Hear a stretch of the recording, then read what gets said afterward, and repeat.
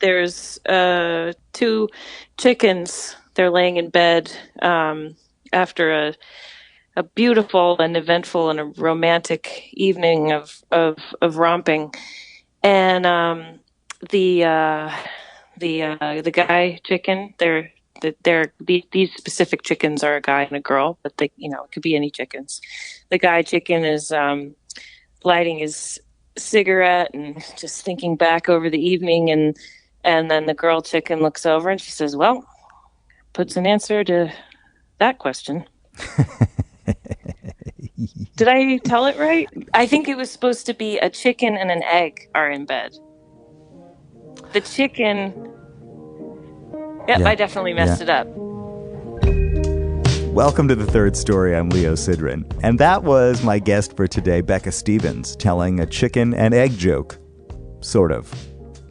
Becca is a wonderful and talented singer, songwriter, teacher, and genuinely lovely person, and also one of the few repeat offenders on the Third Story podcast. I first talked to her back in 2015, and I remember our conversation as being truly connected, candid, and comfortable. We had never met before then, but I left the experience feeling that we were genuinely friends. She has that thing about her that makes you feel like you know her, even when you really only know her work. Becca's new record, Wonder Bloom, came out last month, just as the world began to shelter in place, and her tour, her promotion schedule, and her career in general came to a screeching halt along with everything else. I thought of her almost immediately when all of this started because I've been following the journey of this new record of hers on social media.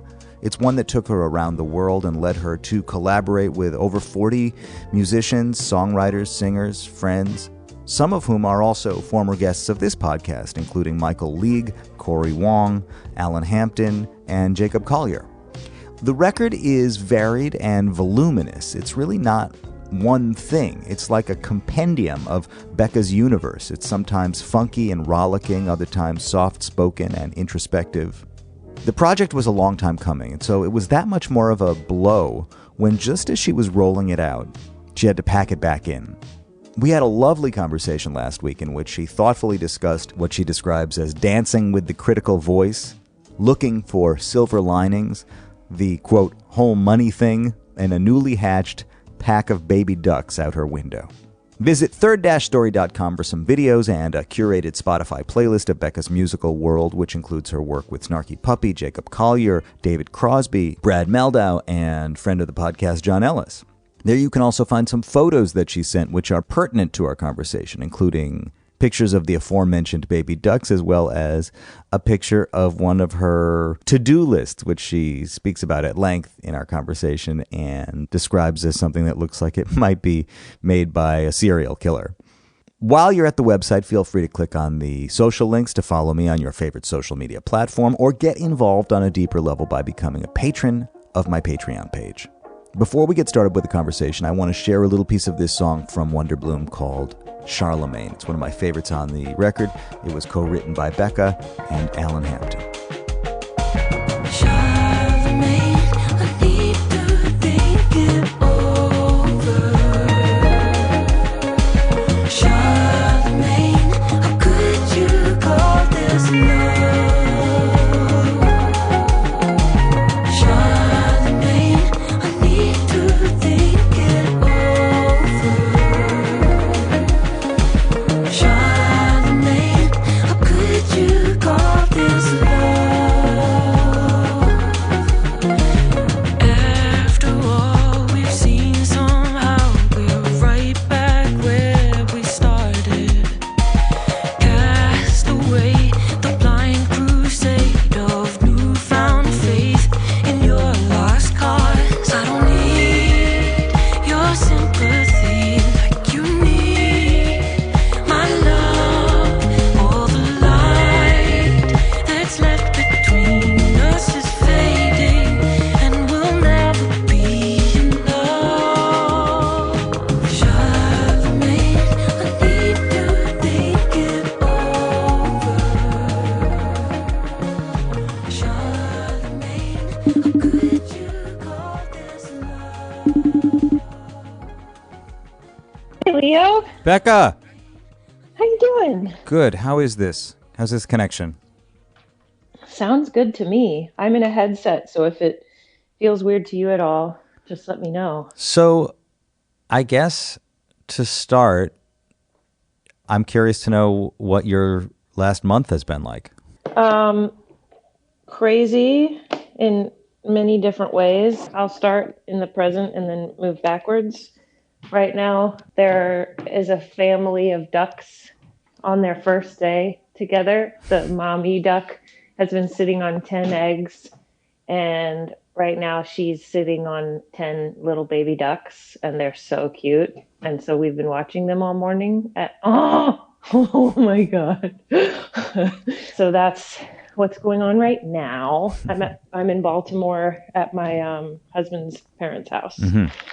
And because there's a lot of like structure here and we eat meals together and stuff, it's been a very productive time, but it's also been a very weird time because I just had an album come out and all of the tours were canceled, which was a lot. Like there was a tour in Japan, a couple tours in Europe that got either canceled or postponed, some US tours, a bunch of teaching, just a lot of stuff has been like just suddenly vanished. And so that's been weird, you know, as a performer to have to kind of like spend some time rethinking both how I'm going to keep the new record relevant in some way and then also make income.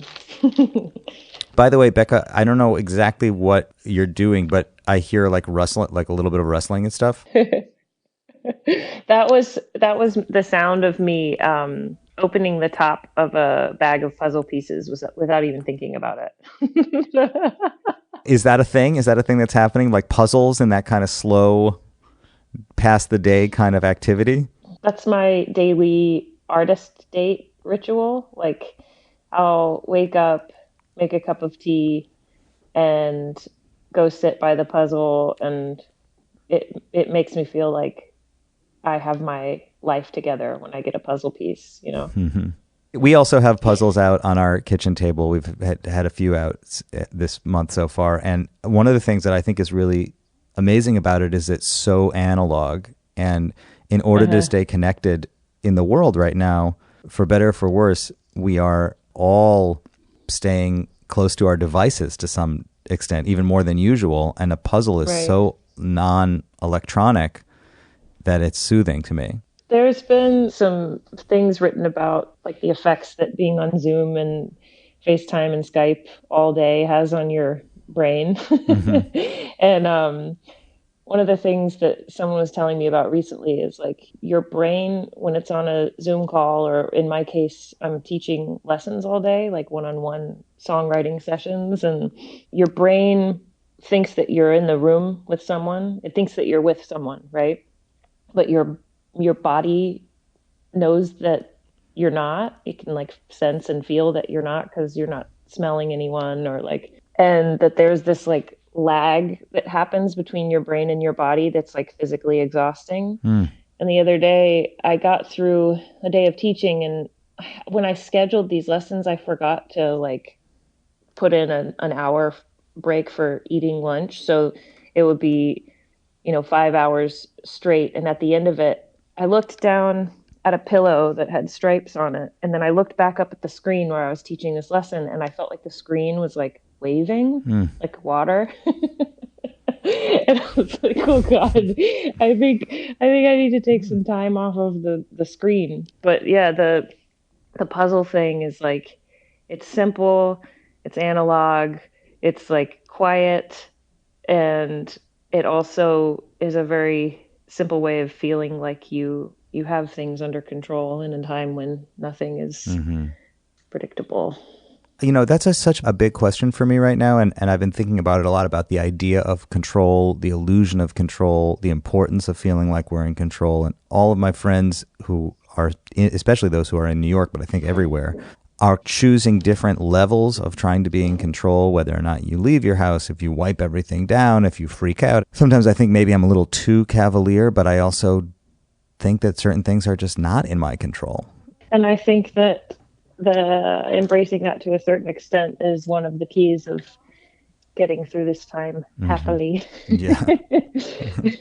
So were you teaching that much and in that same way before the Corona experience? Absolutely not. Teaching has always been something that I love so much, and it fills me up and it brings me a lot of joy. It helps me to connect with other young songwriters in a way that, is like very different when you're on stage performing and just like talking to someone after a show. It's very different than getting to spend an hour with them, like dissecting their process. And I absolutely love it. But before this time, it was rare that I would be home or in one place for more than a week, because everything was scheduled so back to back up until, halfway through 2021.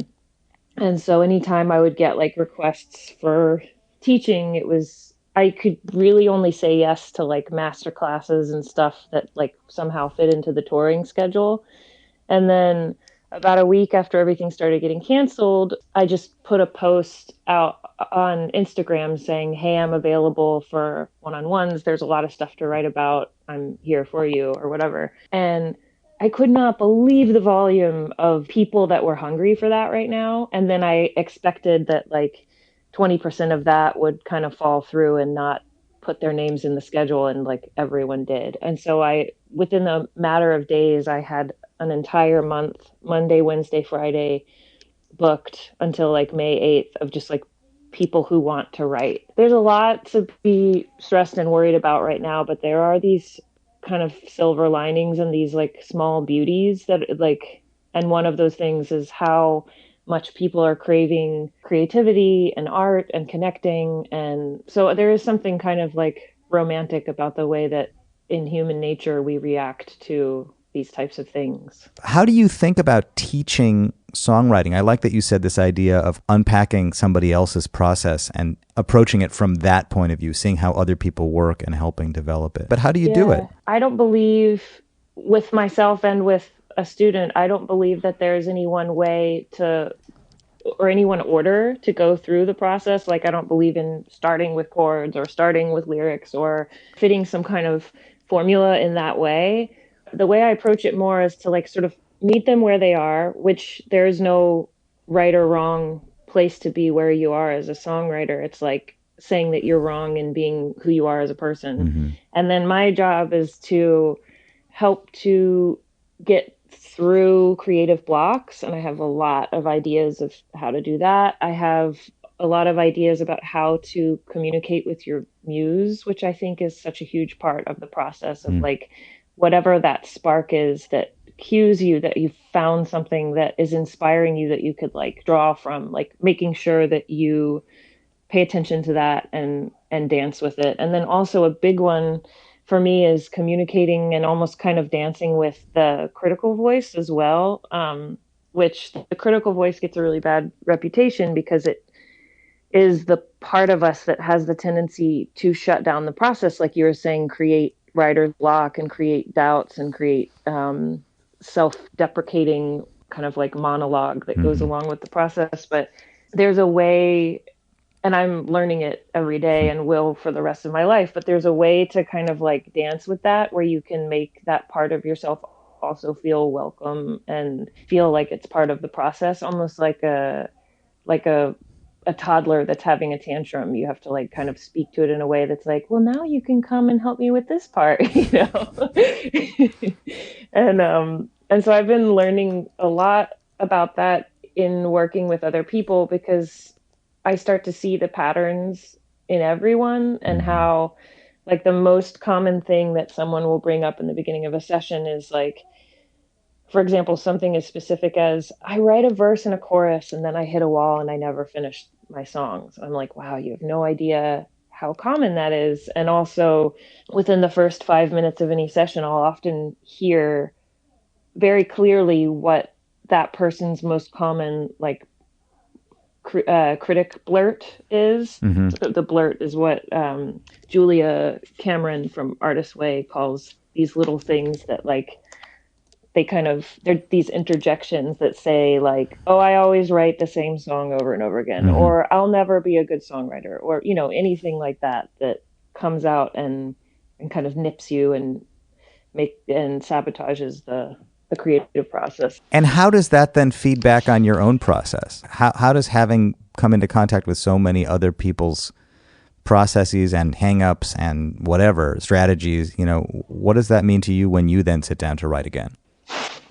Well, one thing that comes to mind, and I'm not a mom, but I can hear that you are a dad. Are those children that I hear in your home? Can you hear it? Ever so just barely, because I'm on noise canceling headphones and there's this like really sweet murmur of child life. Well, I was going to say that you're asking how it's helped my process, and it's not unlike when you're like as an adult trying to teach something to a kid, and then an hour later you're in the same situation as an adult, and then you're like, okay, I would be a hypocrite if I then did the same thing that my kid was doing. And I'm not saying that the songwriting students are like children. I'm just saying it's sort of more this idea of practice what you preach. Yeah. And so if I find myself in a situation where I want to give up on something, and then I imagine if I were my student, I would say, why don't you try to get to the other side of this first and then decide if you want to give up on it? That's what I would say,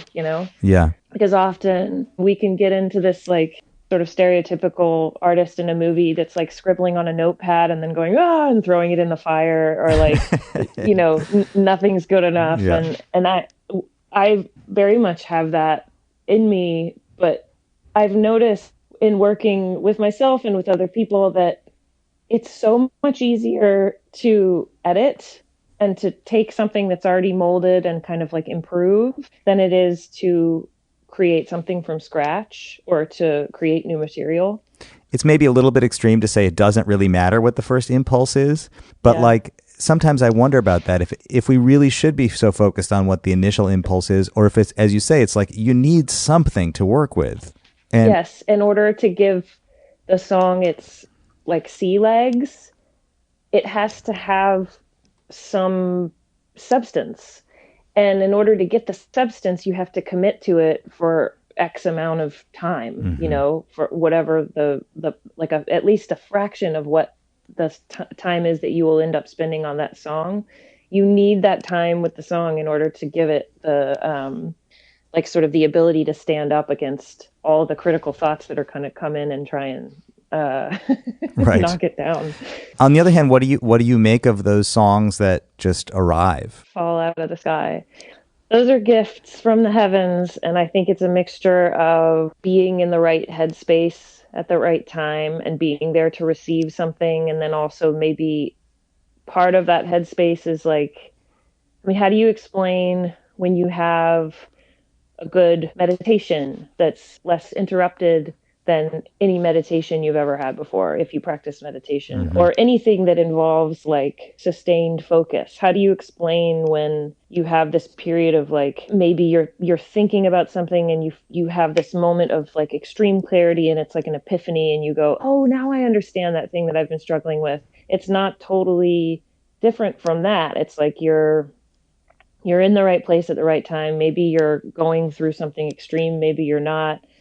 Maybe something has inspired you very deeply. And for whatever reason, for those 2 hours or however long, you just don't get in your way and you let it come through. And I think for me, those are few and far between. They happen much more frequently if I'm setting someone else's lyric, because I get more hung up on lyrics than music. But depending on sort of where I am and what I'm working on, I can always get hung up. I can always, if I put too much pressure on myself, like there's a song I wrote called Tillery that was written for a friend of mine who passed away, and I wanted to write the song to honor her life, which is like, in doing something like that, you're already setting the bar pretty high for yourself, Yeah. And at that age and where I was with my songwriting, I think I set the bar so high that it took me like 4 years to write that song. Yeah. I also don't see that as like a bad thing because I like the song that came out of it. The dark emerging trees from the new winter wood are lovelier than leaves as cold as is also good. The heart's necessities include the interlude of vast constricted peace on which the sun can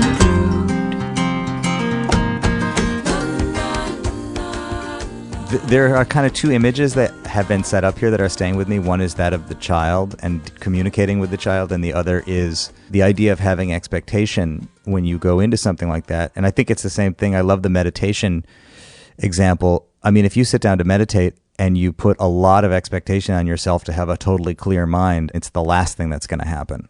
Exactly. And to put pressure on yourself to write this important song, this one in particular, this one has to be really great. There's no way. Expectation and doubt, just like with anything, with a relationship, with exercise, anything, setting expectation that's too high or like unrealistic expectation and then self-doubt, both of those things can be totally detrimental to any process, right? Yeah, that also kind of plays into this idea of children. You know, I talked to Ron Sexsmith the other day, and we talked about songs as children, not the critical voice as a child or a student as a child, but the song itself as a kind of child.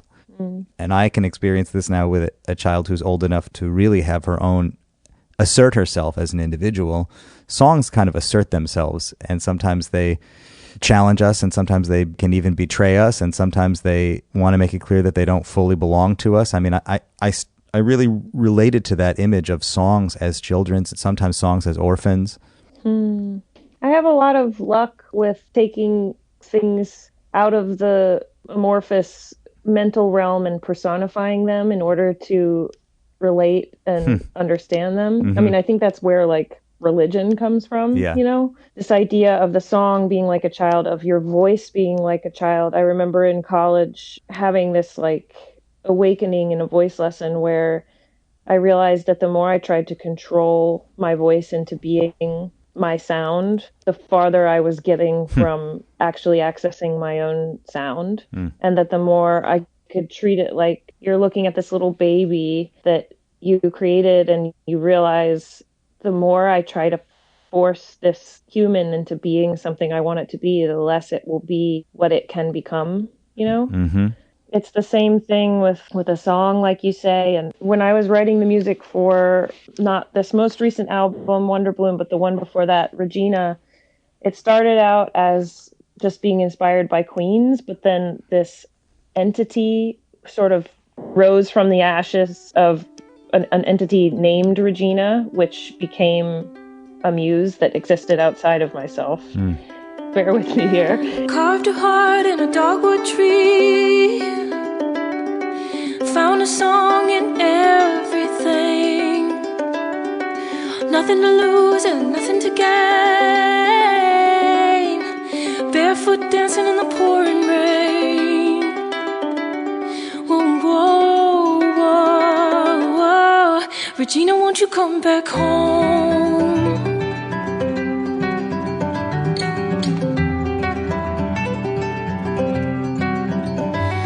Done her daddy proud, made her mama shine. Found beauty in the night through a child's eyes. Lit up life like a firefly. Never knowing that that fire could die. Oh no, no. Regina, won't you come back home?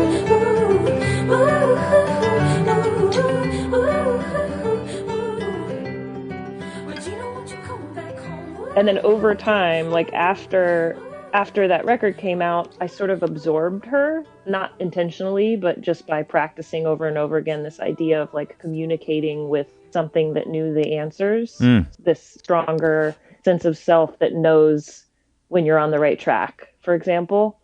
So by practicing communicating with that before a show or during a show or during writing, I learned how to like shorten the response time of when you ask the question and you know the answer. And I guess it just means like honing intuition, honing like songwriting intuition. And it wasn't something that I noticed until recently. I was writing a song for Wonder Bloom about this horrible thing that happened in Charlottesville, Virginia, which I'm sure you remember being all over the news in 2017. Of course. There was the peaceful protest to the Unite the Right rally, and then a guy that drove his car through the crowd of people, and he killed a woman named Heather Heyer. And when I was writing that song, I did a lot of that, like checking back in with that like internal sense of the muse. And never in my life have I gotten so many no's, like so many stay away, no, you're on the wrong track, try again, and it wasn't until I found the approach that I finally did for that song that I was like, got a sense that the way was clearly paved and safe for me to move forward. Hey mom, I got a new job keeping me happy, fighting for the rights of the ones who need it the most. It's what I always wanted to do. Finally living by the words I learned from you. That we got nothing without love and one another.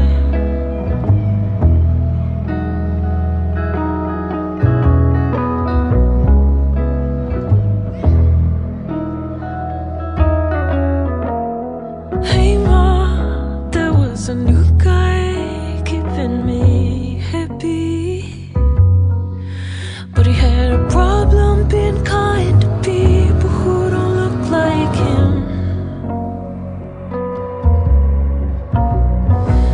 And when I saw him looking down on my friends, I said, you'll never love me if you can't love them. 'Cause we've got nothing without love. And I let him go. We've got nothing without love. We've got nothing. Using that song as a pivot point can help us sort of talk about your record. I was thinking about when we last talked, you're one of the few people I've actually circled back to. And I guess I've been doing this long enough now that it makes sense to check in again with people I talked to years ago. But when we talked, I think it was 2015, you had just made Perfect Animal. And at the time, you were kind of, this is just really based on my memory of the conversation, but one of the things is you were really kind of remarking and thinking about how the process of making that record had been so different for you. The fact that I remember you talked about the way the drums were recorded and that they were sort of pulled apart by their limbs and tracked individually, and that had given you and Jordan a sense of possibility sonically, and that making a record is not the same as taking your best live performance and putting it on tape. And, fast forward 5 years to what this is, which is like, in many ways, the extreme inevitable conclusion of that thought process. This is a record that took you around the world. You put all of your favorite collaborators on it. I mean, it's a deeply collaborative process, and it's a big undertaking. I understand that even the title Wonder Bloom refers to a plant that takes so long to flower or blossom that it's like a kind of a miraculous event when it happens. And that's sort of like what the record means to you. Oh, you did your homework. It's so cool to hear you put it like that, because I hadn't made that. I don't think I'd drawn the line from Perfect Animal, even though I guess I kind of am the line. Yeah. But that's really beautiful. I think that the thing that comes to mind there is that since the beginning of me making records, I've always wanted to be more a part of the technical side and the button pressing, ear using side, and I've always known that I have what it takes, but I think that a mixture of I've stood in my own way, or I've maybe worked with people who it was very important to them to do their job and me do my job, and also I hate to say it, but there's always a bit of the power dynamics and power struggles of gendered musical relationships, and how I've been spoken to in the studio and during sound checks and things like that. Sometimes people don't even realize they're doing it, but it has an effect on young women in music that are finding their way. And I think early on, maybe I collected some baggage there, and maybe even have made records where I was a producer, but just I didn't even know. But the process of making records throughout my life has been a process of breaking through that and moving farther and farther in that direction each time. But I have to say that with Wonder Bloom, it blasted me through. Like working with Nick Hard, who, I don't know if you've ever worked with Nick, but he brings less ego, the zero ego. He brings the least amount of ego of anyone I've ever worked with in that environment by far.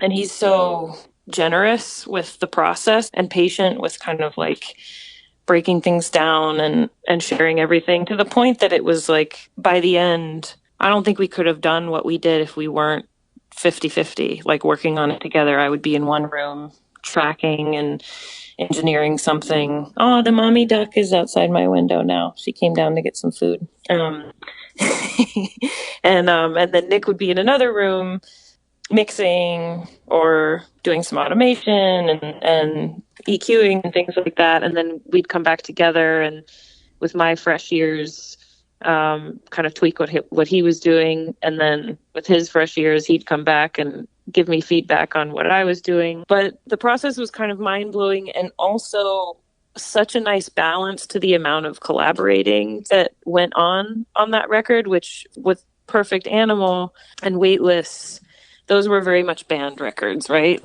Every part of the process was done either in a room with my bandmates or me after the fact separately, maybe doing some fixes and stuff, overdubbing, things like that. Sorry, 1 second. Hey, are they jumping? Oh my gosh. Just quick update on the duck story. The baby ducks are up on a balcony in a flower pot, and they have to jump 20 feet down off the balcony. Oh, one of them jumped.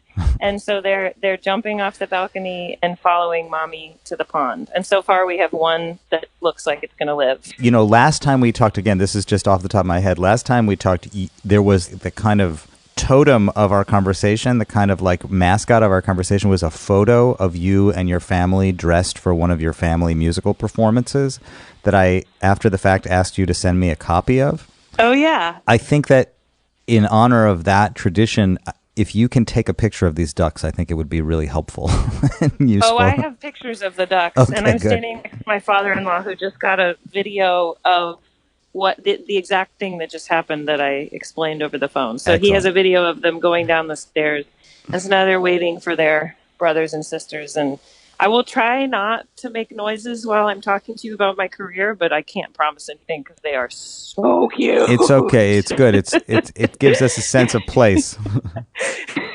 I'll just give you little updates. Okay. Mommy and Daddy Duck are in the pond with baby number one, and I think more will start falling out of the sky. My windows are underneath the balcony, so I just see little furry balls fall off the thing and onto the ground. Oh my God, that's so cute. So Perfect Animal was band oriented. And then with Regina, I sort of broke the ice of moving into a more collaborative realm by having Jacob Collier and David Crosby and Lauren Vula be featured artists on some of those tracks. And I think that with that process and with sharing the writing process a little bit on Regina, I realized that collaborating can be a liberating and empowering thing rather than what I think my fear had been up to that point, that collaborating would restrict my voice or something, bring it farther away from the true me. Yeah. And so getting back to the original thing I was saying, in working in the studio with Nick, we found this balance of collaborating an absurd an unexpected amount. I didn't plan on doing this, but somehow ended up bringing 40 different people in over the course of making that record. Mm-hmm. And then that balanced with this extreme opposite of like the amount of days, like you brought up the Titan arm and the amount of time that it puts in. And we spent, 8 months all said and done in the studio. And the majority of that time was us either sitting quietly in one room together, just the two of us, or in two separate rooms, working very quietly. And it ended up being like, even though there was so much more collaboration, I also had my hands in the dirt more than ever before, Mm-hmm. and my hands in the process more than ever before. So it created this experience that I'm already like dying to go back to it and do another one, even though it was like a crazy long experience and very stressful at times. It was the wonder bloom. It was like it was all the blood, sweat, and tears coming to fruition and being like, this is how it can be done, Again, I'm reminded of this idea of expectation as you framed it around songwriting and meditation. And 8 months of record making is bound to unlock a certain amount of expectation and excitement. And of course, your record, after all of this time and all of this energy and momentum, which also kind of aligns with a lot of momentum just in your career in general. I mean, you really have, I feel your career on, not that we need to be measuring our careers by, I don't know, any metrics other than what it feels like to us, but like it has felt like it's been growing, and it's been, you're touring so much, and your name is out there, and you're collaborating with all these wonderful people, and your work is thriving, and it comes to this climax as coronavirus hits. Yeah.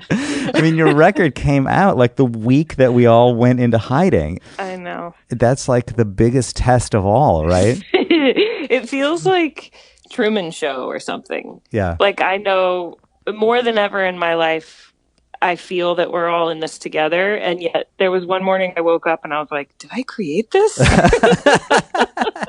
I was like, did I complain one too many times about being too busy and needing a break? Like, right. did I create coronavirus with my album? Like, but it really does feel like a freaking musical or something. Like, Yeah. it's so bizarre, and it could not have been more like to the day timed. Yeah. The record, I think it was the 11th that I was in DC with my husband, and our trip to South Carolina to teach in a prison with his organization Musicambia was canceled, and his shows that we were in DC for at Kennedy Center were canceled. And my sister lives in DC, and his parents live in Baltimore. We had just been hanging out with his parents in New York, so we figured if they have something, we have it too. Let's go over there for dinner or whatever. And we stayed.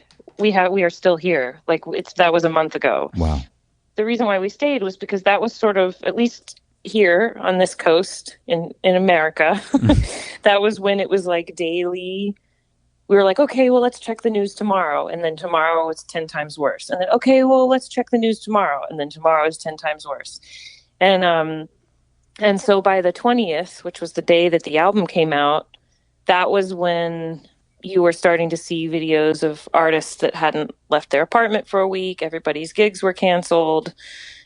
People had dark circles under their eyes, and it was like really setting in, Yeah. And that was the birthday of my album, It was just really bizarre.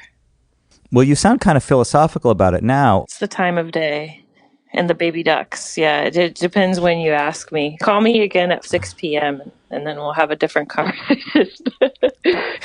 I mean, I think you have two pieces of it, right? Like, one of them is the financial piece of it, which is both totally scary and I am totally scared. But on the other hand, I sort of feel like, well, I don't have a lot of control over that. I can do a little bit. I can try to fill in and figure out what I have to offer and how to, I guess, monetize myself in some way. And that's a real thing.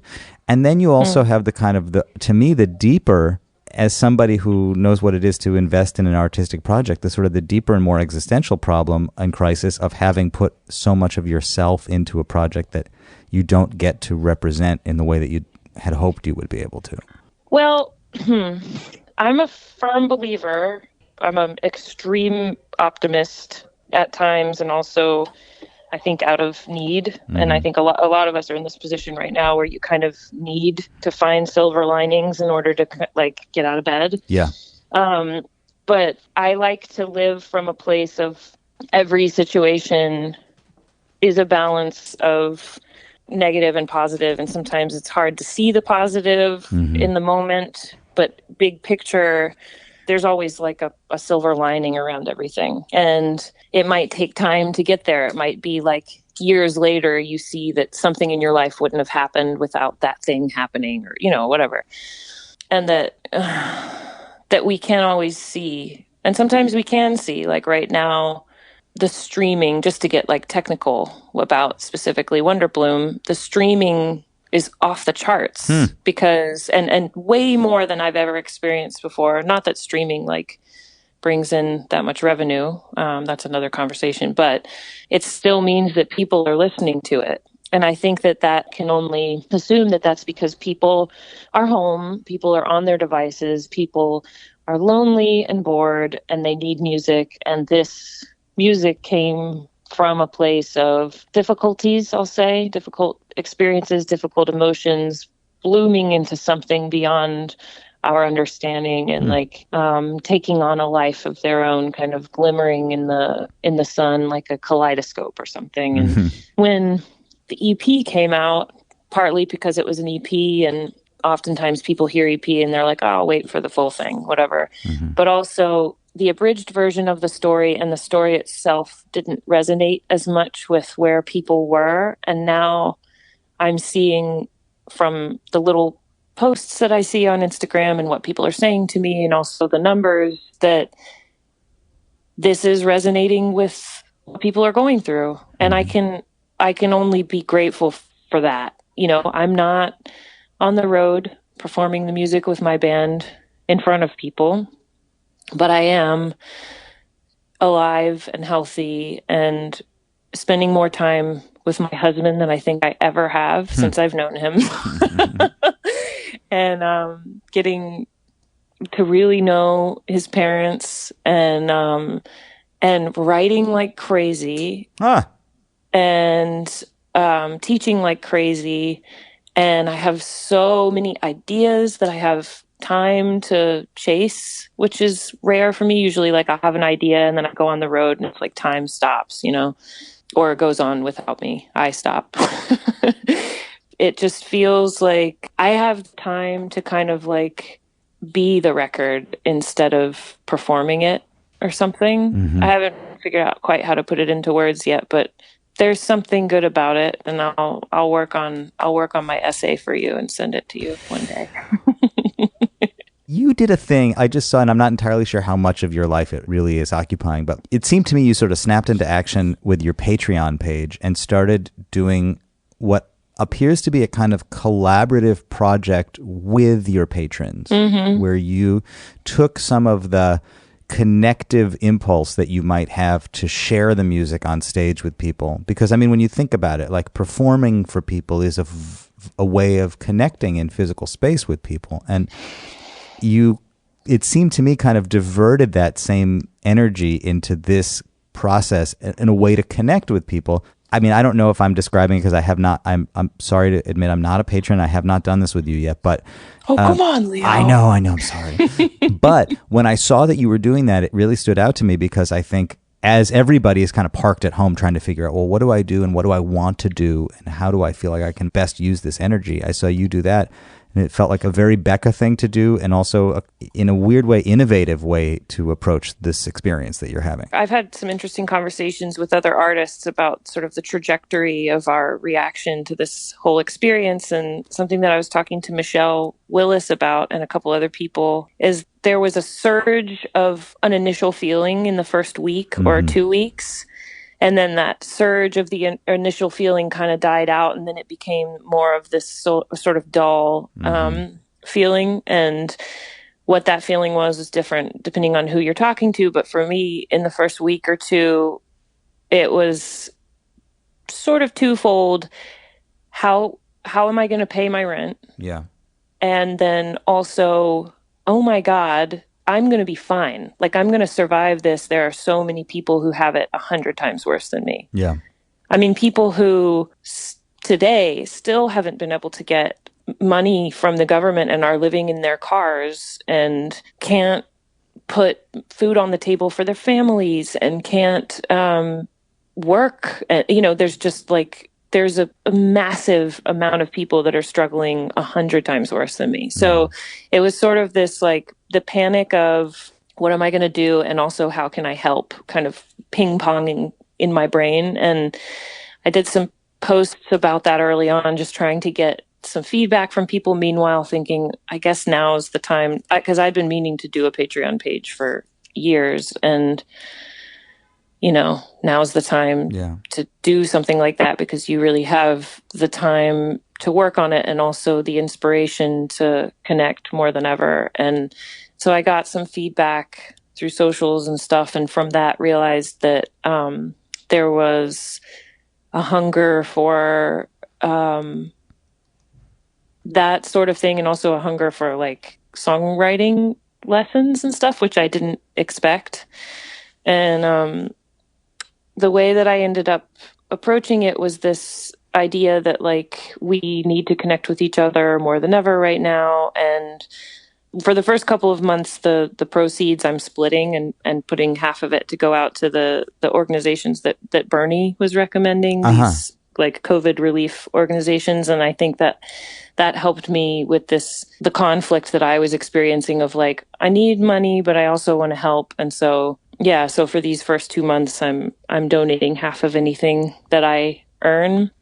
And then that also helps to make other people feel like, because I know from people that are asking for money, I'm like, yeah, but I also, I don't know. It's just so, the whole money thing is really, it's really weird right now. Like, I noticed that in the first couple of weeks after musicians started losing their gigs and stuff, there was like a higher volume of people asking for free performances than I've ever experienced before. And I was like, how does that work? Don't you realize that we're getting hit really hard by this? Like, why is it the musicians that are being asked to donate their time all of a sudden? Promoters and people with ideas for festivals that come out of the woodwork and ask you to work for free to create revenue for something else. And I had to really, you know, my initial reaction to that was like, yes, give. This is my purpose, to help. But then there's also this, like, wait a second, we're getting hit really hard by this, and we can't give everything away now. Yeah. There was a song that was like playing in my head ad nauseum for that first week, that Gillian Welch's Everything is Free. You know this song? I don't know it. No, I'll check it out. The hook is, we're going to do it anyway, even if it doesn't pay. And, you know, I think when that song written, it was more about streaming and stuff like that, that someone hit the big score, they figured it out, that we're going to do it anyway, even if it doesn't pay. Yeah. And this idea that, like, you can really capitalize on musicians giving their livelihood away, even if you're not paying them, because we have to do it to kind of survive in a way. Like, we have to create in order to stay. And what do you think about that? I think about that a lot. And I think it's a dirty secret. People are willing to work for a lot less than they used to work for, that they'll still do it. It's the bane of my existence. And it's also the reason for a lot of the cool stuff that has come as a result of that downfall. I'm trying to think of a good recent example. I mean, the teaching that I've been doing has been fruitful. The evolution of social media and of the internet and everything like that is creating more opportunities. Jacob Collier is a perfect example of someone who's, like, built his entire career around finding other ways to reach people that are unexpected and deeply enriching and fulfilling and exciting, you know? Well, I was thinking about, Jacob, when you were talking about it, trying to find examples of this thing that's both the bane of your existence and also the motor or the engine. And I was thinking, I was thinking about Jacob because, he established himself doing work essentially. He was also very young and didn't really have to worry about things like paying rent and stuff. But he established himself by making stuff, by making a series of videos and of arrangements that connected with people. And then you start to have the conversation about how do you monetize it and where's the career and how do you organize it and what do you prioritize and things like that. But at the heart of it was a kind of pure creative expression. But you have to understand though that we have to understand that even for Jacob, and by the way, you're not the first person to say exactly that to me, which is why I chuckled. I think a lot of us are like, well, Jacob must be in heaven right now, you know? Yeah. But even for Jacob, it's a massive reset and it's a massive economic blow and it's a massive blow to the ego. And I say even for Jacob, because, I know for a fact that he still has his struggles right now and that Quincy's agency management company that is working for him is lost so much work and there's pressure on us as artists right now to find a way to bring in revenue in that way, because the agencies have to find a way to stay afloat.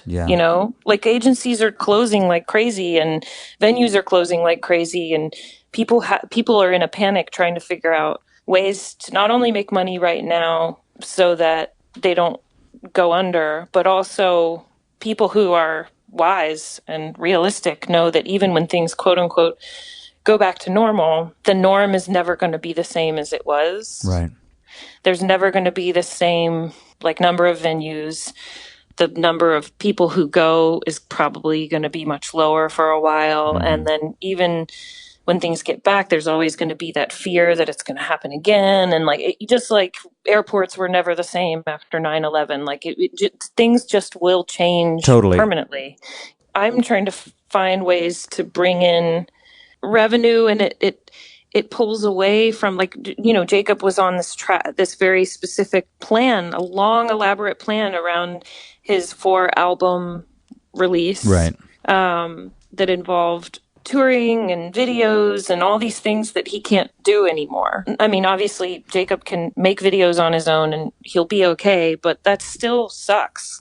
You have this grand scheme that you're so excited about that you've been dreaming about for a year and it's supposed to last for a year and it just comes to a screeching halt. And then the things this is another thing that I've been talking to my friends about and thinking about a lot, and I'm curious what your kind of your reaction is to this too. But when things come to a screeching halt, we have a tendency to want to scramble and panic and fill the gaping hole as quickly as we can with whatever we reach, whatever is in arm's reach, whatever. And I have noticed that after a couple weeks of doing that, I sat up and looked around and was surrounded by pages and pages of handwritten lists that I wrote in different colored pens. I was oh my gosh, if someone walked in here right now, I would look like a serial killer. Yeah. What have I done? I've said yes to everything. Yeah. And it's gotten so extreme that I wake up in a panic because I have so much stuff to do on my computer that it's making me hallucinate. I'm somehow busier. Yeah. I'm staying in my pajamas all day and staring at my computer all day, but somehow busier than I was before the virus.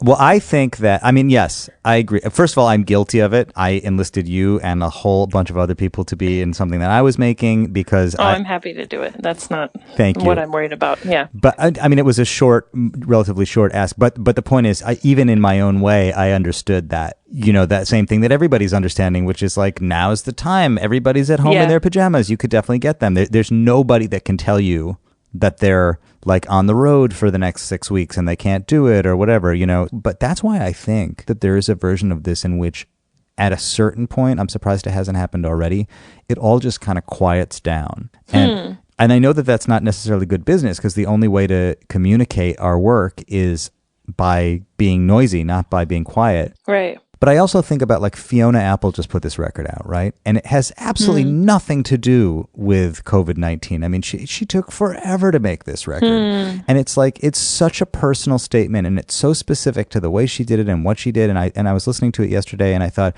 this record is right on time. Wow. And yet it has nothing to do with right now. Wow. I'd like to believe that I can start to think about making work in the way that Wonder Bloom is also, where it's like, it's work that really is on time anytime it comes out, because it was curated and thought about for so long that whenever it comes out, it is the right time to put that statement out. And I think that you do that by quieting down the noise and not saying yes to everything. Yeah. Weirdly, I had the quieting effect initially, like in the first week. Right. I had all, you sort of break the surface of something, and you can't see yet how deep the water is.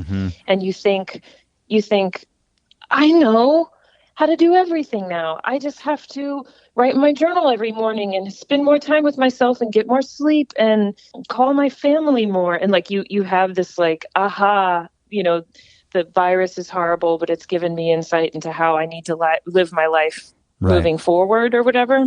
Right. For me, the initial week was like meditative and accepting, and also embracing of this idea that like we're being given an opportunity to do nothing for a few weeks. Right. And we can just spend the morning drinking a cup of coffee while it's hot, and that's okay, and we don't have to overshare, and this kind of stuff. And then I think it was when I realized that it was going to be more than a few weeks that the panic set in, and that it could, at this point, we really it could be that a few months that lead into a resurgence of the virus, and maybe there won't be a solution for years.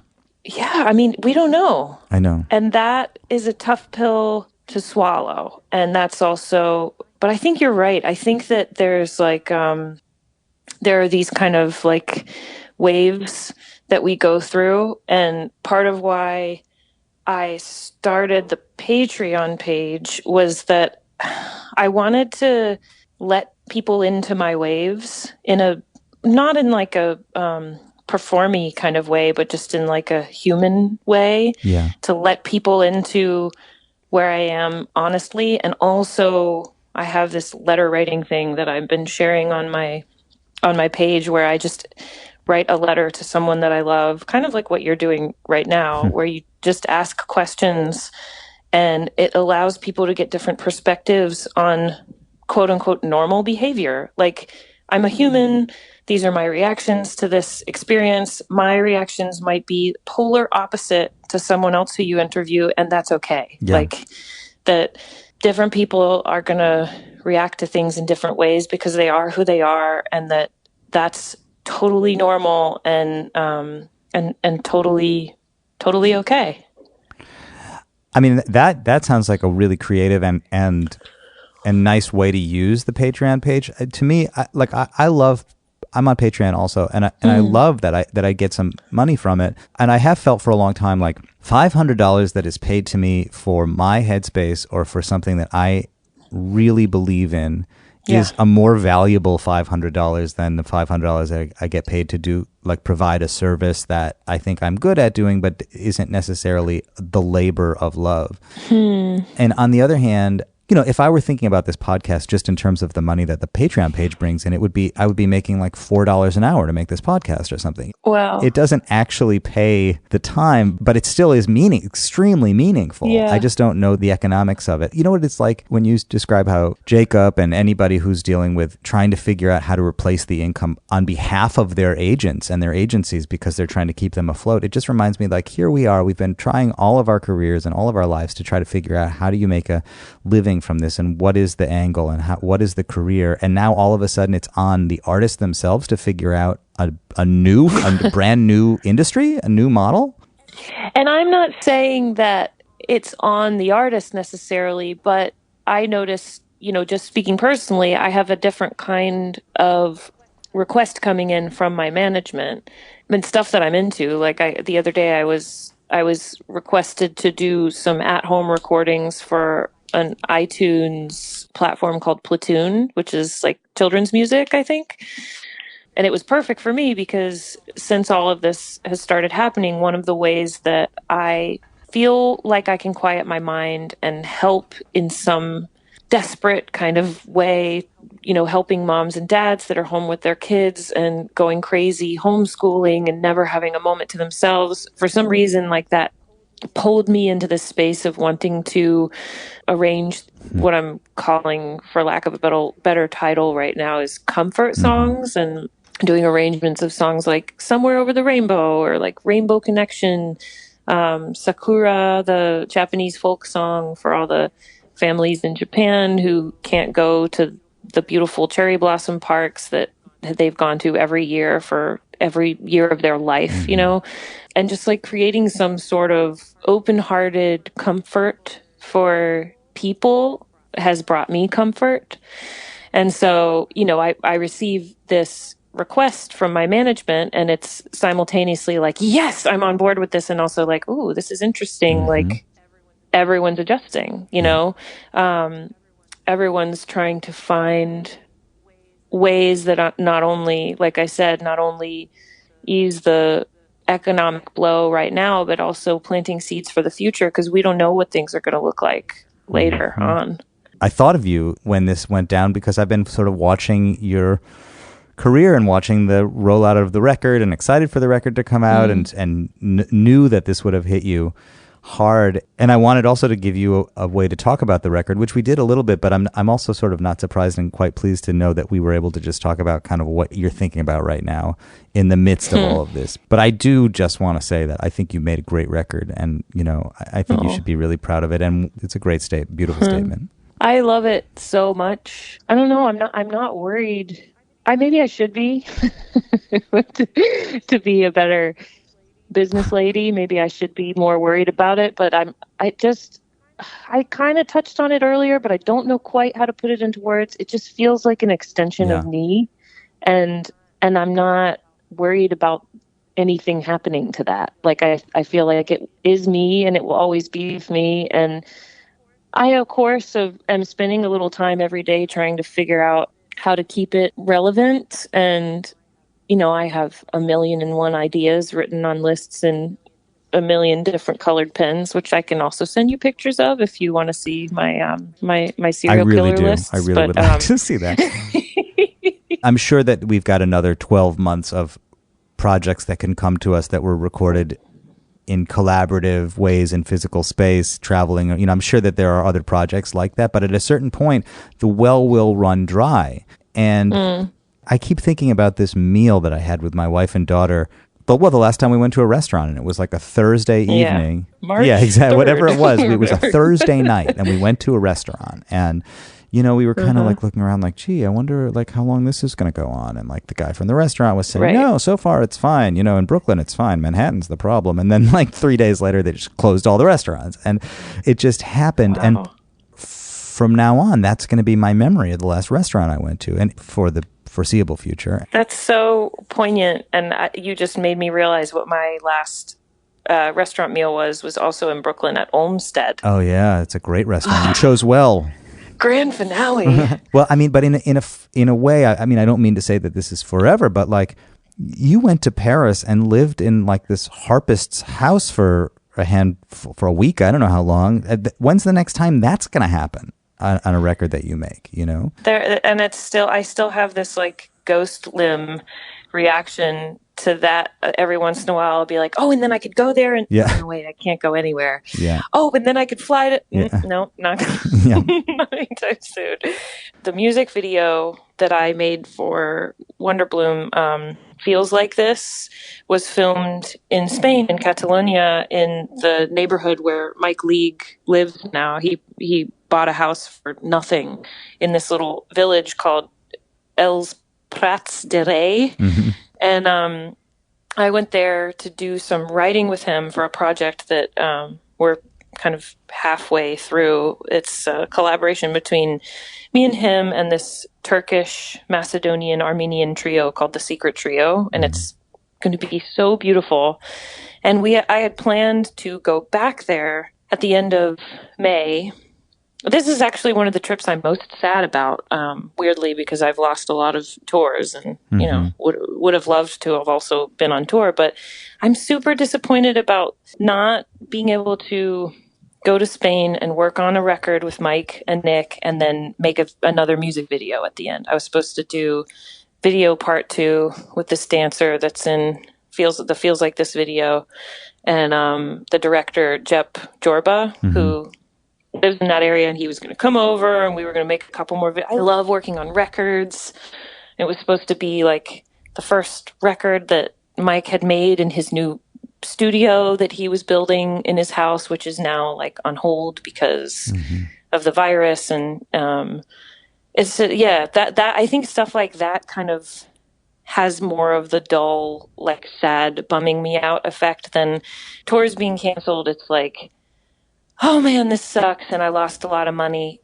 Let me figure out another way to connect. And then with that, it's like, it's like your time with your friends gets canceled. And there's something extra sad about that to me. Like, I don't get to hug Mikey and I don't get to like sit next to Nick and learn from him again. And I don't get to like share a space moving around with that dancer. And, it sucks. One of the sort of the background questions that I've been asking is, what is it going to be like when people come together to play music again? This may be the longest time in the history of the human experience that we are not able to make music in real time, in real space together. I mean, when you think about how music really always has gotten made, it's groups of people coming together. And by the time this is over, it could be months and months before you have even 3 or 4 or 5 people coming together to play music. What does that do to the experience? I mean, could we keep talking about coming back together to normal? Like, there is no normal. It won't be normal because we will be changed by the absence of that. Amen. And then our kids who don't know what it was like will be like, back in my day, yeah, exactly. we couldn't play music with each other for a year. Right, exactly. I mean, over the course of thousands and tens of thousands of years, like, I'm sure a year is a blip, but it's a thing. But the other thing is that, what you describe is like not only the sort of specifics of music, or I was thinking about sports or just anything, but just humanity. I mean, what's it going to be like? I keep thinking, like, what's it going to be like to hug somebody? Okay, now you're ringing my bells. I am a very tactile person. Yeah. When I took the 5 love languages test, touch comes up very high for me, if not the highest. Yeah. And I often fantasize about just like the feeling of like a friend's skin, like that. It sounds kind of creepy, speaking of serial killer, but like smelling someone's hair and like feeling their skin when you hug them. Yeah. I think I've turned into like a more of an aggressive cuddler than ever with my husband, and I'm already a pretty aggressive cuddler, but I'm just like, I need skin. I need cuddles on every surface of my body, because I miss hugging people. I miss sharing the space, like that hug that you get with a friend when you haven't seen them for a month and you're just like, oh, I've missed you. It's killing me. I need to see my friends and hug them and smell their farts, specifically Michelle Willis's farts. Wow. She's listening. Yeah. Wow. I know. Yeah. I did not see that coming, but I love that. No, because I think I'm joking about the farts, but anytime I get an opportunity to make fun of Michelle's farts, I do it, especially if it could be like the sound clip, that's like, that precedes the episode.